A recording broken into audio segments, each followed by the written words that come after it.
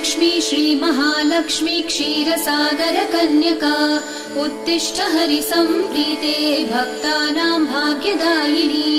श्रीलक्ष्मी श्रीमहालक्ष्मी क्षीरसागरकन्यका उत्तिष्ठ हरिसम्प्रीते भक्तानां भाग्यदायिनी। उत्तिष्ठोत्तिष्ठ श्रीलक्ष्मी विष्णुवक्षस्थलालये उत्तिष्ठ करुणापूर्णे लोकानां शुभदायिनी। उत्तिष्ठोत्तिष्ठ श्रीलक्ष्मी विष्णुवक्षस्थलालये उत्तिष्ठ करुणापूर्णे लोकानां शुभदायिनी। श्रीपद्ममध्यवसिते वरपद्मनेत्रे श्रीपद्महस्तचिरपूजित पद्मपादे श्रीपद्मजातजननी शुभपद्मवक्त्रे श्रीलक्ष्मी भक्तवरदे तव सुप्रभातम्।